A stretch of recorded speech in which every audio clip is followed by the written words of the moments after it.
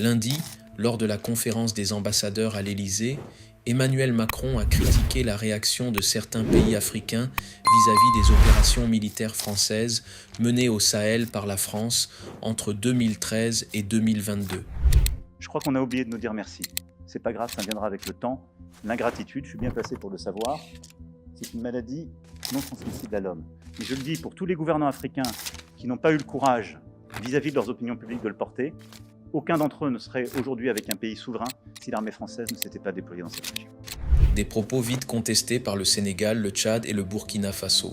Je voudrais exprimer mon indignation vis-à-vis des propos tenus récemment par le président Macron qui frise le mépris envers l'Afrique et les Africains. Je crois qu'il se trompe d'époque. Au Sahel, le Burkina Faso et le Niger ont obtenu en 2023 le départ des forces françaises de leur sol. Le Tchad et le Sénégal ont également pris des mesures. N'Djamena a exigé le départ d'ici fin janvier des troupes françaises et Dakar a demandé la fermeture des bases françaises et la fin de toute présence militaire étrangère.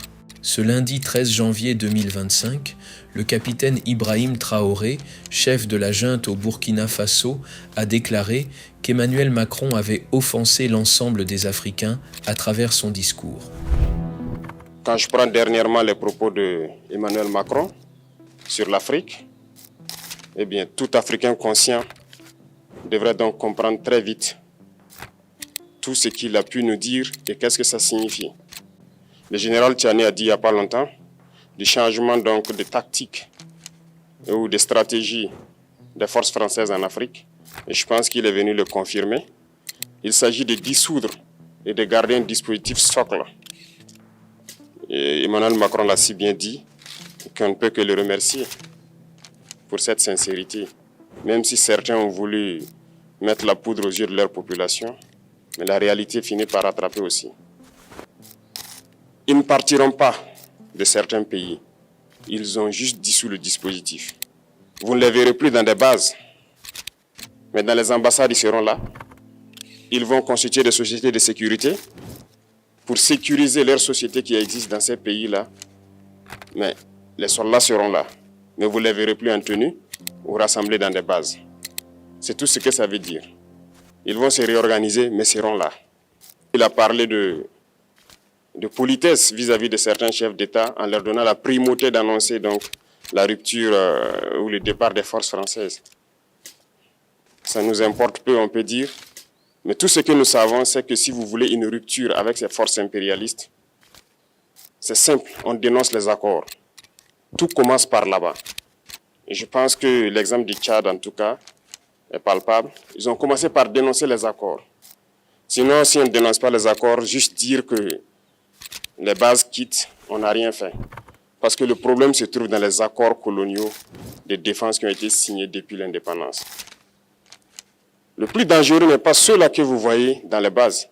Le plus dangereux, ce sont les conseillers militaires. Les conseillers militaires existent dans tous ces pays. Ils ont existé au Burkina aussi jusqu'en fin 2022, jusqu'à ce que nous prenions nos responsabilités. Et qui sont ces conseillers militaires? C'est ceux-là qui sont censés mettre en pratique la politique de la France ici. Ils doivent travailler à rendre nos armées très faibles pour que la France puisse toujours avoir l'argument d'exister ici. Sous Blaise Compaoré, ils avaient réussi. Nos sentinelles prenaient donc la garde avec des bâtons. C'est ça que la France veut de nos armées. Lorsque nous arrivons à cette étape, nous n'avons pas le choix que de vouloir qu'ils viennent s'installer. Mais l'armée burkinabé a réussi à un moment donné à se débarrasser des conseillers militaires. Malheureusement, je pense qu'en 2019, après l'opération Otapoano, où ces Français ont vu que l'armée burkinabé avait encore une capacité de réagir au terrorisme, ils ont appelé le chef d'état-major en France, ils l'ont instruit de reprendre les conseillers militaires dans toute la structure. Eh bien, il n'a pas accepté, mais au retour au pays, les politiques l'ont instruit d'accepter les conseillers militaires. Et c'est là que les conseillers militaires sont revenus dans l'armée burkinabé en 2019. avec toutes les conséquences qu'on connaît. L'armée était en train de disparaître dans les années 2020-2021. Et d'ailleurs, c'est le moment où beaucoup de militaires ont dû déserter parce qu'il n'y avait plus d'espoir. On était en train de s'effondrer. Voilà un peu comment ils travaillent. À l'état-major général des armées, dans tous les états-majors d'armée, dans les écoles, c'est eux qui sont censés nous dicter la politique de notre armée. C'est eux qui nous disent combien recruter, quand recruter et qu'est-ce qu'il faut en faire. Ils sont dans les écoles pour nous dire comment il faut les former et ainsi de suite. Tant que ces conseillers militaires sont là, vous n'êtes pas indépendant. Votre armée aura juste l'apparence d'une armée qui sera là en train de faire des parades, du cirque. Mais lorsque viendra la guerre, vous vous rendrez compte que la parade, c'est une chose, mais la guerre, c'est une autre chose. Il faut rompre les accords. C'est la seule façon d'avoir une armée indépendante et se construire, être fort. Mais beaucoup de gens ne le comprennent pas peut-être. Et même avec ces accords, la France choisit dans nos États des élèves officiers pour aller les former. C'est à travers ces mêmes accords.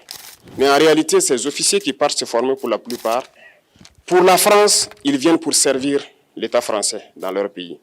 Ils ne viennent pas pour servir nos pays. Ils les forment pour qu'ils viennent servir les intérêts de l'État français. J'en veux pour preuve. Lorsque nous nous sommes révoltés, beaucoup d'officiers au Burkina qui ont été formés en France ont été immédiatement contactés pour leur dire que c'est le moment de se mettre en action parce que vous avez été formés pour ça, pour servir les intérêts de la France. La plupart de ces officiers nous ont rendu compte, nous avons pris acte et nous continuons de suivre. Lorsque un officier formé en France arrive dans son pays et par malheur meurt soit par accident ou bien sur le champ de bataille, en France, il y a une nuit d'hommage aux morts dans l'armée, comme partout ailleurs. À la nuit d'hommage aux morts, on cite le nom de l'officier en question et on dit « mort pour la France ». Il ne le forme pas pour servir son pays, il le forme pour servir leur État. Et dans beaucoup d'États africains, il y en a plein de ces officiers. Combien sont patriotes, Dieu le sait. C'est une leçon que Emmanuel Macron a donnée encore aux chefs d'État africains, de se rattraper et de pouvoir vraiment mener cette lutte contre l'impérialisme. Mais en plus de ça, il a aussi insulté tous les Africains dans ses propos. Il y a une partie qui a retenu mon attention, là où il parlait d'ingratitude. Et que l'ingratitude est une maladie non transmissible aux humains. Lui, il est humain, notre ingratitude n'est pas transmissible à lui.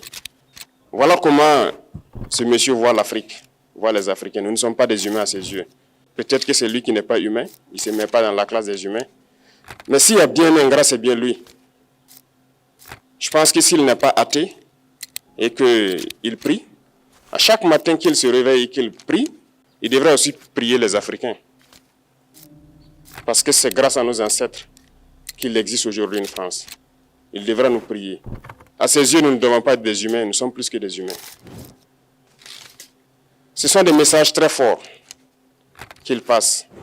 Moi, je pleure le peuple français. Mais quand même, il est bien pour l'Afrique. Il est un mal nécessaire pour nous.